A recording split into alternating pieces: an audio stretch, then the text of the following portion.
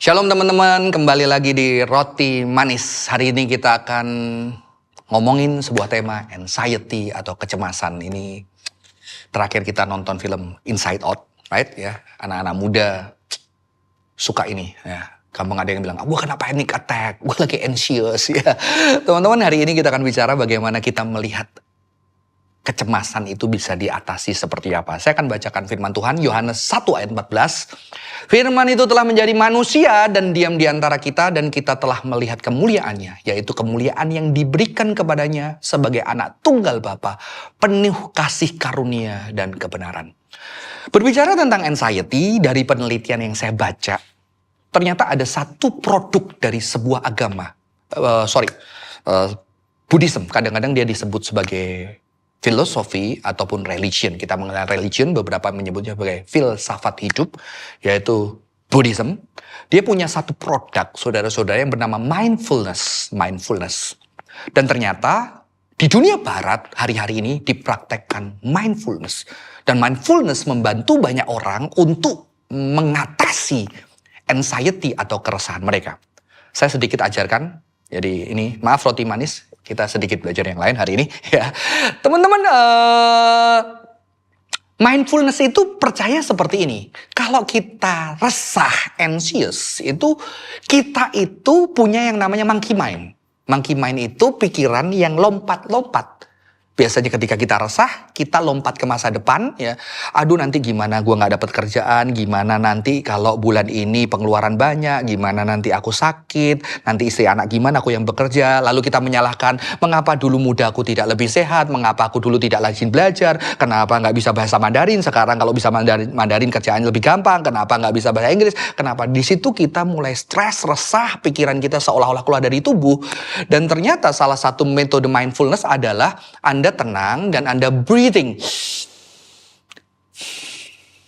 Inhale, exhale. Ini juga ada di yoga, makanya banyak orang-orang modern, orang-orang sekarang mendapatkan ketenangan ketika dia berlatih yoga, berlatih mindfulness. Mindfulness yang lain adalah ketika Anda resah, panik, seolah-olah Anda tubuhnya juga gerak sana sendiri karena bingung, Anda harus memegang benda tertentu yang dingin, memegang benda yang hangat, cuci tangan, cuci muka. Di situ apa maksudnya?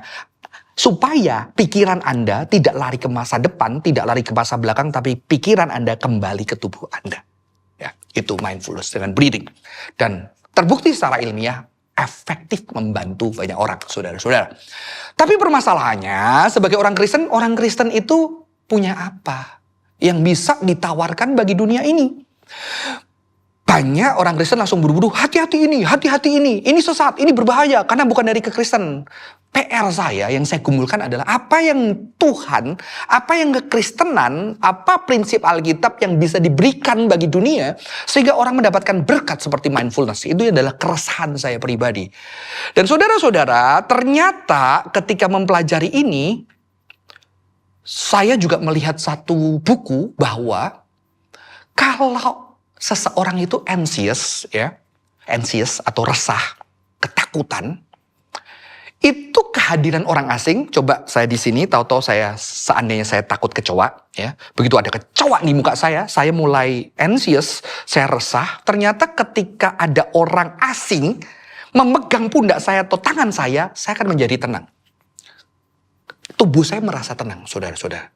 Kalau yang memegang anak saya dan istri saya yang nggak takut kecoa, kebetulan mereka takut kecoa semua, ya. Mereka yang teriak. Jadi kalau dia pegang ketenangan itu lebih double. Ya, jadi ternyata kehadiran tubuh seseorang itu bisa sangat menenangkan. Ya, maka tidak heran kadang-kadang saya juga sedih. Kalau teman-teman suka yang ke pub, suka ke malam, saya nggak sedih sama mereka, saya sedih gereja. Karena seolah-olah pub, tempat dunia malam lebih rohani daripada gereja. Mengapa? Karena ketika orang sedih, ketika ia beban berat, ketika malam-malam itu hal yang paling menakutkan, kita takut kalau malam. Tidak ada distraksi, kita tidak bisa kesana sini, kita harus tidur, di situ kita harus berhadapan dengan tubuh kita, ketakutan kita, indera kita lebih peka. Dan di situ makanya banyak orang pergi ke tempat lain, ke tempat malam untuk bisa berjumpa dengan orang.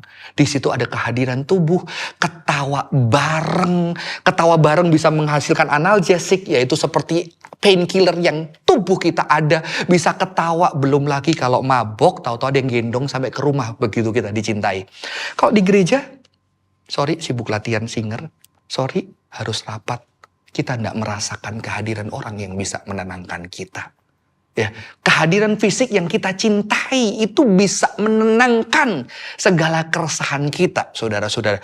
Dan celakanya gereja ngomong, oh itu tempat. Tidak benar tempat itu. Tapi tempat-tempat itu pakai prinsip-prinsip yang sebetulnya Tuhan berikan di Alkitab. Karena apa? Dari ayat tadi dikatakan apa? Ternyata Tuhan untuk menunjukkan cintanya kepada manusia, Tuhan hadir secara menubuh.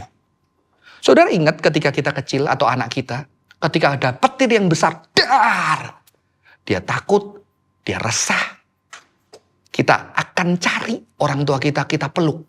Atau anak kita akan cari, kita peluk. Padahal kita di petir juga mati, saudara-saudara ya. Tapi ketika dia peluk, dia merasakan ketenangan yang begitu dalam. Ternyata Tuhan untuk menunjukkan cintanya, dia hadir secara menubuh, saudara-saudara. Dia hadir secara nyata dengan tubuhnya untuk menyatakan cintanya. Maka ayat tadi kita lihat, dia diam. Firman menjadi manusia dan diam di antara kita. Dan ini tidak terjadi hanya ketika Yesus lahir. Tetapi terjadi ketika bahkan di perjanjian lama, ketika Israel sebagai bangsa yang tertindas penuh dengan ketakutan, penuh dengan keresahan. Dan Tuhan menyelamatkan mereka dari Mesir. Tuhan hadir sebagai tiang awan dan tiang api. Mengapa tiang awan? Karena waktu itu padang belantara sangat panas. Jadi mereka merasakan keteduhan dengan tubuhnya. Tidak kepanasan. Mengapa tiang api? Karena ketika malam padang gunung itu dingin, mereka merasakan kehangatan dengan tubuhnya. Cinta Tuhan bisa dirasakan nyata dengan tubuhnya. Dan puncak kehadiran Allah adalah ketika Yesus hadir di dalam kemanusiaannya. Duduk, makan, tertawa, menangis dengan orang-orang yang mengalami pergulatan, yang mengalami keresahan, yang mengalami ketakutan. Dan sekarang saudara-saudara, saudara dan saya adalah tubuh Kristus. Yang mana kita bisa menghadirkan ketenangan. Menghadirkan dengan tubuh kita kehadiran Tuhan. Maka bagi saya ini adalah sumbangsih kekristenan. Embodied presence, embodied love. Kasih yang menubuh ketika teman kita resah. Kita yang tenang bisa hadir mendengar keresahan-keresahan mereka sehingga mereka menjadi lebih tenang. Saya ada pengalaman, ya. Saya ada pengalaman. Saudara pernah punya pengalaman ketika teman Anda resah, panik, tahu-tahu masuk ke ruangan Anda ikut resah nggak? Jadi tinggal kuat, siapa yang tenang, siapa yang resah. Istri saya pernah konseling dan dia sangat dipulihkan Tuhan. Suatu hari saya mau sekolah filsafat, saya ajak istri saya. Dan ketika dia duduk ada seorang biarawati. Dan biarawati itu harus biasa meditation, biasa menenangkan diri, biasa berdoa, saudara. Duduk di samping dia. Dan ketika duduk di samping dia cuma bertanya, ibu siapa? Bagaimana kabarnya? Mereka bercakap-cakap sejenak. Setelah itu istri saya bicara sama saya. Hatiku tenang. Karena biarawati itu tenang dan ngomong dan aku merasakan ketenangan itu. Saudara-saudara, kekuatan tubuh yang dianugerahkan Tuhan luar biasa. Dan Tuhan mau kita gereja tubuh Kristus hadir untuk menenangkan sesama kita. Karena kita juga manusia terbatas, kadang-kadang kita juga yang resah. Kita juga bisa cari teman kita yang lebih tenang untuk bisa hadir buat kita sehingga anxiety itu bisa berkurang. Dan kita meneladani apa yang dilakukan oleh Yesus. Seperti COVID lalu anak saya bilang, Pak aku takut mati kena COVID. Wah jadi saya tambah takut saudara-saudara. Jadi kita sama-sama takut. Padahal ini gak ada yang tenang ya, sama-sama takut ya. Dan saya coba putuskan karena mengerti pengalaman ini. Saya peluk anak saya peluk saya. Ternyata itu membuat hati kami tenang. Hati kami tenang. Jadi kehadiran tubuh, cinta yang nyata yang dinyatakan Kristus bisa mengatasi anxiety ya. Gereja karismatik punya ya. Teman-teman dari karismatik, saya pernah di gereja karismatik ya. Kalau mindfulness kan, bayangkan saudara-saudara ketika Anda resah, Anda nyanyi. Allah mengerti, Allah peduli. Detak jantungnya dinormalin nih, unlimited worship ya. Segala nafasnya teratur, detak jantungnya normal. Lebih powerful lagi ketika ada saudara seiman Anda pegang peluk Anda. Anda nyanyi bersama, Allah mengerti, Allah. Disitulah kehadiran sesama kita yang menyatakan cinta dan menenangkan kita. So, Tuhan Yesus memberkati.